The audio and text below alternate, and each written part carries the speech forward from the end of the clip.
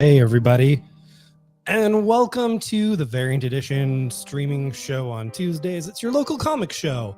My name is Brandon, and I'm here today to talk to you about some new comics.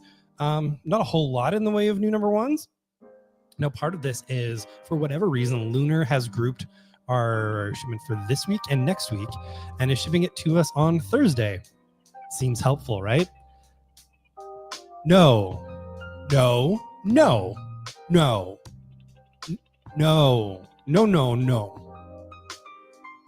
don't care for it. So there'll be some image stuff that's a little late. Now, positive news. The final issue of this arc of Saga did make its way to us. We do have it in hand, while we don't have any of the other image stuff due to like scheduling weirdness. So very happy to be able to have that for people, because I know everybody always waits on Saga, and especially those final issues before it goes on a wee little bit of a hiatus from anywhere from 6 months to a year or so. In between arcs, this arc is actually supposedly taking them through to, I think they said they're 3/4 of the way done the series now. So buckle up, friendos. There's like, I want to say 18 issues left to go, maybe a little more. It's exciting. But yeah, we have our music happening here. We have our little stacky of stuff, and you know what? I'm going to kick things off by talking just a little bit about some interesting tariff news that we got very recently.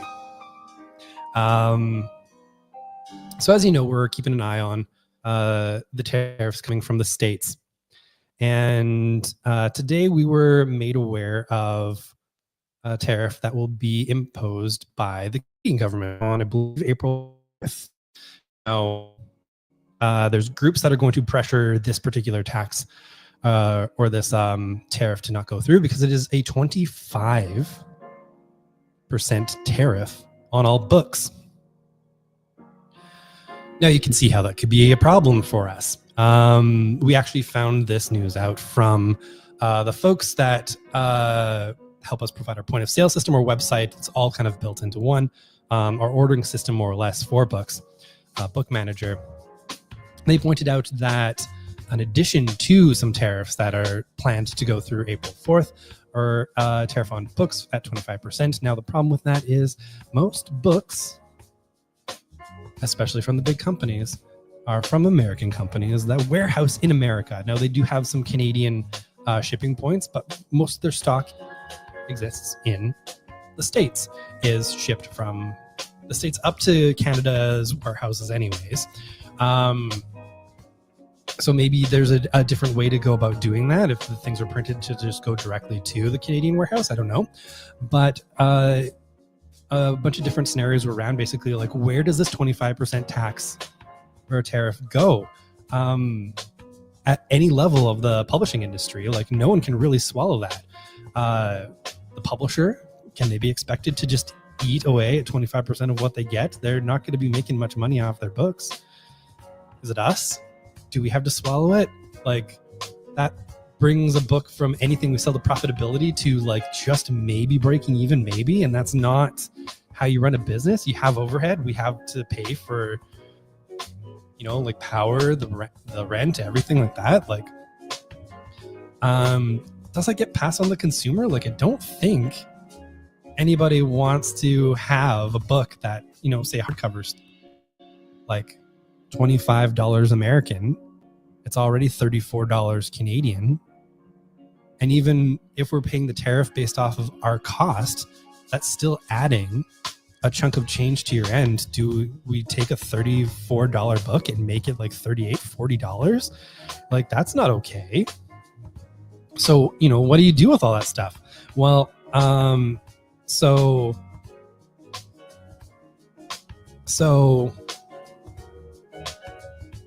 for some clarity, It's not on books printed in Canada,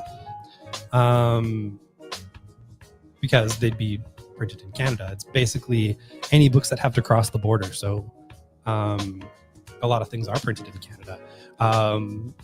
And hey, what happens if the US has a tariff? So the book printed in Canada ends up having to go warehouse in the States. And if they're doing a blanket 25% tariff, and then Canada in return to get that book up is doing another 25% tariff, that's an extra 50% to pay for a book. How do bookstores run? How do they survive? The simple answer is the bookstores, the publishers, the creators even. It's untenable. It just does not work. So that's a little scary. Now, one of the good things that's coming out of this is there's an organization that is called the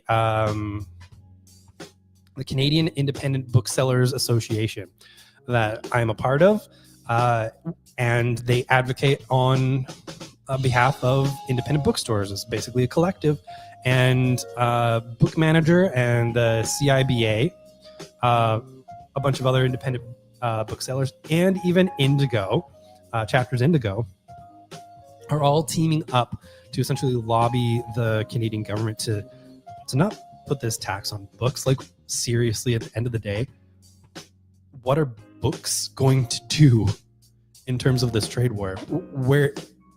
What politician do you think is going to stand there and be like, and our books, especially if there's regimes that are kind of interested in a population that isn't highly educated. I don't say highly educated as in like going to higher learning. I just mean like educated in general. With the ability for like cognitive thought and critical thinking, bringing to situations. A lot of reading really helps with all this kind of stuff. And what happens? America's not going to care, really. I don't think so. So what does this tariff actually do, except for quite possibly just harming independent bookstores? And now, so that tariff is coming from the Canadian government. So it is something that we can lobby for, that we can control, and it's something that you should be aware of as we go through the coming days. We'll hopefully see some change on that front. But who knows? It could just be a matter of everybody coming to terms. I don't think anybody really wants heavy tariffs on anything because it's really going to screw up the economy on so many levels. But yeah, we'll see how things go, and we'll keep you aware of how we're going about things, how we're weathering things, and how things might be ordered differently. Like, honestly, if there's going to be a 25% tariff on things, that means like we can't bring in things for shelf, really. We can't take that risk of bringing something on shelf, because if it doesn't sell, then automatically we've just lost a ton of money, basically. Like, it just, and just ordering and just losing money. It will have to be pre-orders for pretty much any of the books that people will want to bring in. Otherwise, it would just the risk isn't there. You can't do it. So it'll be very interesting to see how that goes. And like I said, we'll keep you up to date because the world's a nightmare and we're all just part of it. Making our way through as best we can. Yeah, I don't know. Sounds very happy. Yay!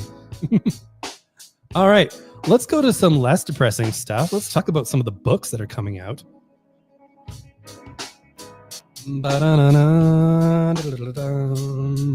Finally, the second wave of Absolute books are coming out. This is Absolute Flash #1 from Jeff Lemire and Nick Robles.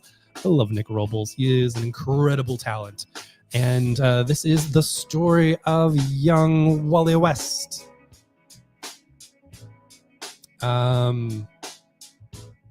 And there's a lot of spoilers to be had in here, but suffice to say, it is the absolute universe, so things are running a little different. Is there a Barry Allen happening?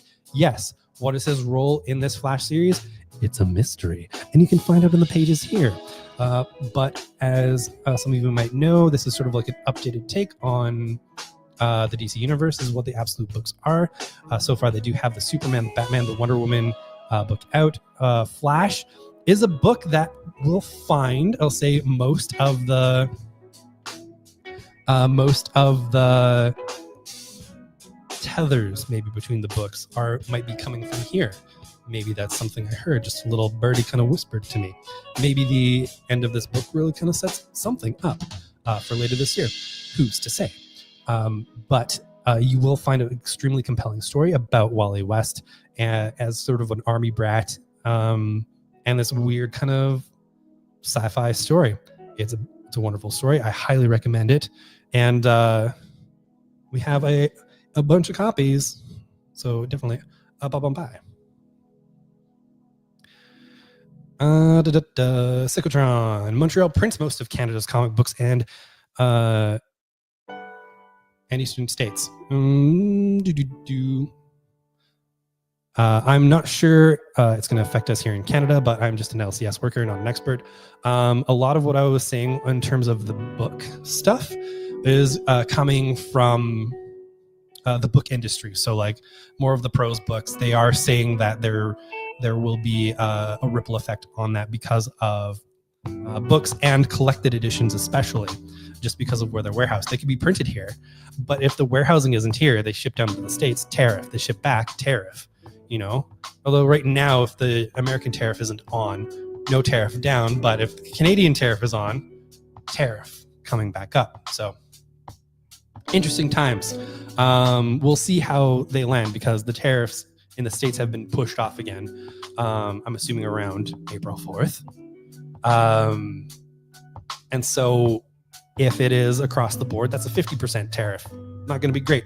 But yes, most of single issue comics in general are printed in Montreal, and Transcontinental has, which does publish a mass majority of them, I think, has also said that they will cover tariffs for up to 90 days so that publishers can kind of figure out different game plans. Now, Marvel does print the majority of their books in the States, and judging from what I've heard from different comics publishers where they say you don't get the quality for the price in the States, that would probably account for how a lot of Marvel's books are a little bit lesser quality in printing across the board. So one of the other ripple effects is do comics publishers whose major market is the States, do they start trying to move towards American printers? One, American printers won't be able to handle all of that volume when they do have a lot more of that business and a lot less slots, the price of printing is going to go up. So then it, again, makes it less cost effective to print in the States. Does the tariff even matter if it's printed up here, if it's going to cost the same amount down there? You get a higher quality product. At the end of the day, things are going to go up if these tariffs go through. So it's going to be interesting times. I hate it. I don't like it. I'd rather be living in almost any other timeline, except for the one where we're all eaten by sentient butts. Not a fan of what that might be.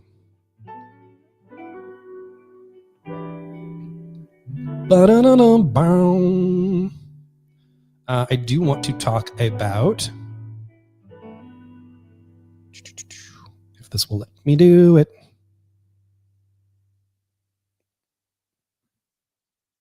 the way that I want it to. Bazzow. Hi.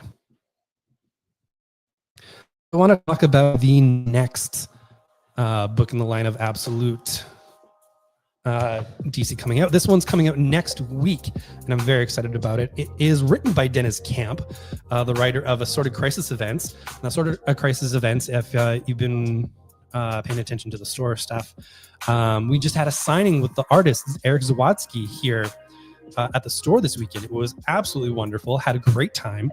Eric and I chatted quite a bit. He chatted with a lot of our customers. He had a wonderful time. He actually stayed well past 3 p.m., which was extremely wonderful of him to be gracious of his time like that. And it was a wonderful time. The book, Sort of Crisis Events, is great, but I do want to, I'll talk to you about that so many times in the future. We still have copies for those of you wondering, even though the book is out of print everywhere else. It's going to a second printing, and copies of that will be arriving just a week before the second issue, which is going to be really cool. Anyways, nope. Boop. Absolute Martian Manhunter. Amazing book. You can from the cover here that they're doing something interesting with the character and the color palettes. Javier Rodriguez is doing some wonderful things with layout, and both of them are doing amazing things with the story structure and the medium. Part of the storytelling actually bleeds into like the physical object, which is a really cool thing to do. And the story itself is absolutely compelling. Basically kind of like a sci-fi thriller in some ways, but with these wild psychedelic elements. It's absolutely wonderful. I'm so excited for folks to be able to get their hands on that one next week. But yeah, if you can't wait for some more Absolute stuff, Flash this week. It is definitely more in the superhero vein. This one I am going to be selling a lot too. Also my indie crowd too, because as much as a superhero book it is also decidedly indie in terms of its approach to storytelling. I really, really love what they're doing there.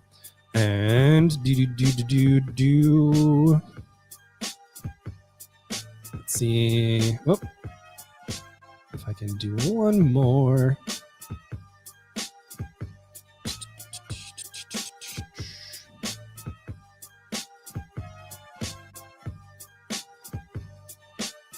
All right. And coming later this, I think in about 3 weeks, is Absolute Green Lantern. This is from Al Ewing and Jeff Malloy, I believe. I'm probably not getting that right. And the name of the artist is really teeny tiny at the bottom. Wait, what am I doing? I've got the information right here. Jen Hoy Lindsay, boy. Brandon Jahnoy Lindsay is doing the art here. This is a wild take on the Green Lantern mythos. While a lot of like with a lot of these elements, you'll have some familiar names. A lot of the structures of what you will know in terms of who is who and where are really flipped on their head when something big happens, and it changes the way the world looks at different things, different people, and different lives. I can't really say much more than that because there's some really big things at play and some surprising twists as to what happens with Hal. And there's, a lot of familiar Lantern names. And so you'll be interested to see where things lie with that. So I'm very excited for all of you to experience that. They're all coming out very soon with, again, Flash coming up tomorrow. Again, super, super excited. All right. Boop. Back to me. Wow. In terms of other single issues, we've got 2 or 3 to talk about here. We've got Who Are the Super Pals? Which is a series. It's basically like, what if is the TV show, the old TV show called Greatest American Hero, the like, believe it or not, I'm walking on air, I can't bear that beep boop beady boop, singing along with a song that goes this, maybe it's true, believe it or not, something like that. It goes like that. This is basically what if there was a show about, power pals instead of like a dude. And it didn't hit so well. It was going to be a big thing. These two were positioned to be big actors, basically, and with this as their launching point. And it went sideways and just kind of to get through life. And they stumble upon, going a little bit viral and seeing where that takes them. It's a sad series. It's a funny series. It's a very interesting, kind of like sad, funny, like it's kind of more of an Apatow type of movie, like your Superbads and your 40-Year-Old Virgin type of thing. It's got a little taste of that into it, with just people trying to live their lives and what the past has given them. I had a good time reading that. Also, for single issues, we have DC and Sonic the Hedgehog. We got in a bunch of these, including blank covers, because when do you get a blank cover for Sonic the Hedgehog? You don't. And folks, I don't know if you know this, but Sonic the Hedgehog is kind of a big deal. Kids love that movie. Kids love those characters. Grown-ass adults like myself love Sonic. I grew up reading Sonic comics. I grew up playing Sonic games. And this is a really cool crossover that hits on all of the deep Sonic lore stuff, mixes them in with some DC characters. Is there a big bad villain here? Yes, there is. Does it involve the Chaos Emeralds? Yes, it does. It's some big stuff happening here. And honestly, one of the reasons why I got a bunch of these is because Sonic comics are always big in the market. People often wait and they get them in chunks, and I don't want them to miss this. And they would miss this because crossover stuff does not get reprinted. It just doesn't. There might be a second printing. When the collection is out, that is it. That's all that's going to exist of it, because it takes the two properties to agree. So DC Sonic, if you're into Sonic stuff, this is the time to nab what you're looking for if you're into DC stuff and want to see what happens when it smashes along and its characters. Definitely check that out. We have an issue 2 here today. Now, the reason why I'm doing issue 2 here is because issue 1 of this bad boy came out in July of 2023 originally. It is the last days of Lex Luthor from Mark Waid and Brian Hitch, with the amazing Kevin Nolan doing the inks on here. This has taken a while to come together, apparently due to Kevin Nolan taking a lot of time with the work. Wade's been done with it for a while. Hitch has been done with it for a while.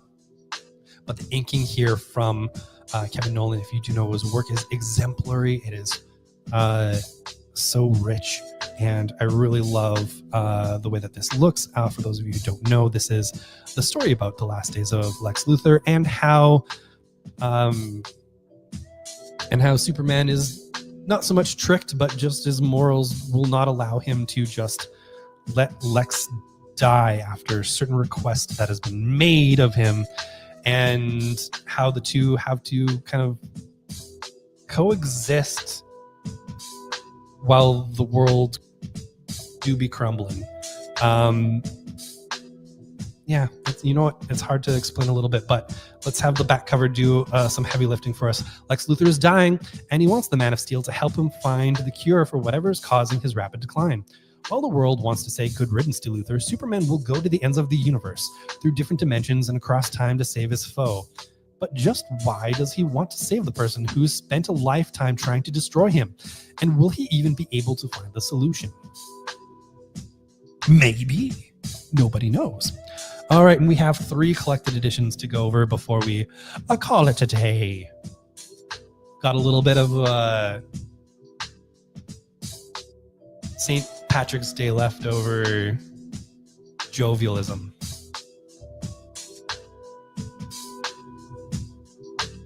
We'll call it a day. Yippity-ta-ta. I should focus down. I don't know why. I just wandered off there for a second.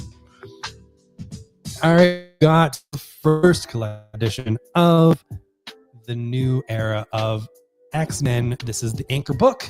This is the place where everything kind of kicks off. There have been a few of the other ones to come out. I've already sold out of a few of them. So we'll be ordering those back in. I believe the NYX trade has shown up. That's sort of one of the younger, kind of more street teams that's happening with this. This is your anchor X-Men team from Jed McKay and Ryan Stegman with a few others mixed in there as well. Krakoa is gone and Orcus has fallen, but the X-Men remain as always because Cyclops leads because that's what he does. Beast builds because that's what he does. And from their new home in Alaska, the X-Men raise a flag of defiance. Mutant business is their business. Join Scott, Hank, Magneto, Psylocke, Kid Omega, Temper, Magic, and the unstoppable Juggernaut as new forces in the world move into position, battling for the destiny and philosophy of the mutant species. And when a crisis arises in San Francisco, the X-Men must test their mettle against an entire invading alien fleet. But how did they come to possess their hardcore? Their headquarters, their hardquarters, the factory, their headquarters, the factory. And how difficult of a position does it put them in? Plus, the shocking return of Trevor Fitzroy and the Upstarts. All right. Next up, this fancy schmancy Zatanna hardcover with art from Javier Rodriguez, who is going to be doing the interior art of Absolute Martian Manhunter. This is from Mariko Tamaki as well. They did an amazing Zatanna story, and this collects it in all of its 4-color beautiful glory. After a deadly childhood mistake left her devoid of magical abilities, but terrified by the prospect of their return, Zatanna found a home for herself in Las Vegas, performing sleight of hand and cheap card tricks at the crappiest casino off the strip. It's not exactly glamorous, but it's better than the dangers of tangling with real magic. Yet while Zatanna might think she's done with magic, it's certainly not done with her. And when a malevolent demon bursts through her stage mid-act, throw her world into chaos with the promise of more hell to follow, she'll have to dig deep into the fractured memories of her past if she hopes to summon the power to survive what's coming. Because despite Zatanna's best efforts, your past always has a way of it back to you. And finally this week, weird baby voice in the music, there's Murderburg. Somewhere off the coast of Maine lies a seemingly idyllic island that is often plagued by flesh-eating fog, visiting villains, and truly obnoxious neighbors. Semi-retired mobster Leo Scarzo has relocated there with his wife Antonia and their 3 children to quietly run some rackets. But Leo rarely gets to rest in peace. Storms, grifters, and hitmen batter the island, sometimes providing more to do for the local gravedigger, and plenty for Leo's daughter to write about in the weekly newspaper. The name of the place is is Murderburg, but locals in the know call it Murderburg. It is from veteran indie cartoonist Carol Lay, in delivering 6 tales of larceny, lunacy, and love. Oh, I did page through this and it looks like a lot of fun. Definitely absurdist, and I'm very much looking forward to giving it a deeper read tonight. All right, folks, that's going to wrap things up here. If you weren't around for the top about the tariff stuff, because a bunch of people have joined us, it was announced, I believe, either on Monday or sometime today, that Canada is going to institute a tariff on all books incoming to the country from the States. Now, this constitutes most books, because most books are warehoused in the States where the publishers exist. So that might cause some havoc for the industry, especially if America goes through with their blanket 25. That would essentially mean that anything printed here in Canada, which is a lot of books, and some books printed overseas, will have a tariff on them going to the States, and then a further tariff going back to Canada, which could make some things untenable just to have books on shelf. Like, that's going to be a hard thing to do. If all these go through, it's hard enough to just make profit on printed stuff in general, let alone taking a chance and having something sit on the shelf, because the margin would be so slim anymore that it would have to be a guaranteed sale. So it would have to be pre-orders for most things in terms of what we're thinking. And it'll be interesting to see how the industry at large reacts to it. Are the publishers going to eat some of it for a little while? I know the printers for some single issue comics are planning to cover some tariffs for 90 days, but does that include, a doubling if it's going down to America and back again? What is all that going to entail? It's going to be interesting times coming up here. We're, of course, going to keep an eye on things. Now, I do believe that cooler heads will prevail as tariffs have sort of like blipped on and off here and have caused a big problem with the money, which is how anything really changes at a faster pace here. If you're messing with the money and the money goes down, line goes down for stocks, then things change rapidly. So I don't really think the tariffs will actually kick through because it will cause so much damage, not just to Canada, not just to bookstores, but to businesses everywhere, especially in the States. It could also grind car manufacturing to a halt within a week. Great times, no problems at all in this world. But yeah, thank you all for checking this out. I hope you got something out of it, and hopefully not just the depression. I am Brandon. I will talk to you all again, hopefully in the store over the coming days, and maybe here next week. And by maybe here next week, I mean absolutely here next week. Now, I believe my dad is back in town next week, so we will be going out for supper on Tuesday once again. So it will be a pre-recorded show next week, but hopefully I'll have something cool for you lined up. I'm going to see what I can get done this week. All right. I will talk with all of you again soon. Until next time. Bye.